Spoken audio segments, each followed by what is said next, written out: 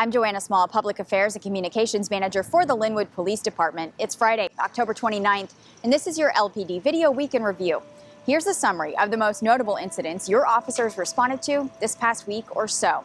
On October 17th, an officer witnessed an assault at Fred Meyer live over surveillance footage and consequently immediately arrested the suspect. Our officer was in the loss prevention employee office working on a different shoplifting case when several loss prevention workers left to respond to an active theft. The officer saw them contact a woman as she left the store without paying for merchandise. Instead of cooperating, the suspect struck one of the employees in the side of the head with a metal Yeti-style cup. The employee then tackled the suspect to the ground as our officer rushed outside. The employee was actively bleeding and the side of his head was already starting to swell. Aid was called to the scene to help him, and our officer, with help from another officer who was called when the woman refused to cooperate, safely handcuffed and arrested the suspect. She's now facing first-degree robbery charges for stealing and then attacking the employee who attempted to stop her. On October 18th, a woman called 911 to report 3 men had just surrounded her at a Bank of America ATM and attempted to rob her and steal her car. She said she was able to escape to her vehicle, and as she drove off, the suspects threw an object in an attempt to strike her car. She immediately called police. Officers spotted 2 of the 3 suspects still in the area and transported the victim back, where she was able to positively identify both of them. One of the suspects was carrying a large fixed-blade knife in a sheath in his waistband. Both were booked into jail for first-degree robbery, and one is facing an additional charge for furtively carrying a dangerous weapon. Have you seen this man or this woman?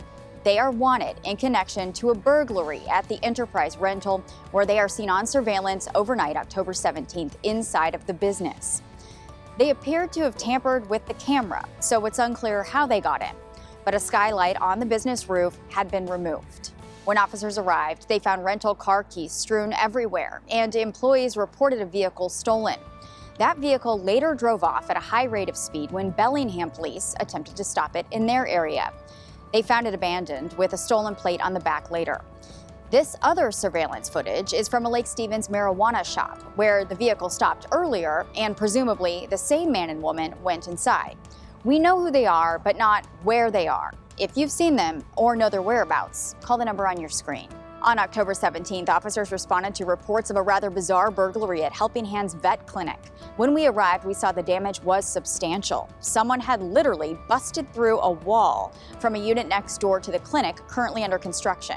Fortunately, the only thing that appeared to have been taken was a cash box with a very small amount of money inside. A piece of damaged drywall left behind had a partial shoe print on it, so officers did collect that for further analysis.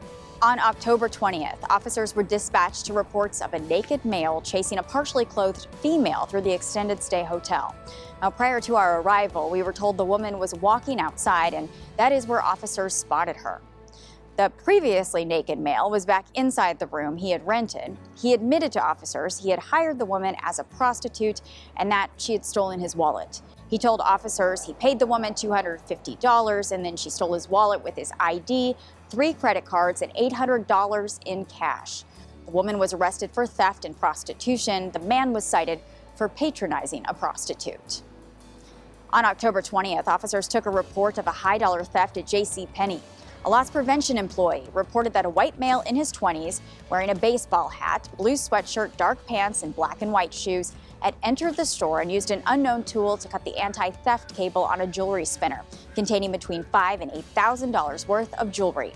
The suspect then stole the entire display case, all in about a 5-minute time period. JCPenney had a similar style theft a few weeks prior, but it is unknown if the 2 incidents are related. If you have any information about this crime, call the number that's on your screen. And finally, on October 21st, an apartment at Alderwood Park in the 18,000 block of 36th Avenue West was burglarized in the middle of the day while the renter wasn't home, and thousands of dollars worth of expensive gaming equipment was stolen. The resident discovered his sliding glass door had been shattered, and his neighbor inadvertently saw the suspect leaving the scene. Now take a look at your screen. These are some of the missing items: a PlayStation 5, a desktop PC custom gaming build with GPU AMD Sapphire 6900 XT and CPU Ryzen 5 5600X. If you believe you have any information about these items or this crime, call the number on your screen. That's all for now. We'll see you next time.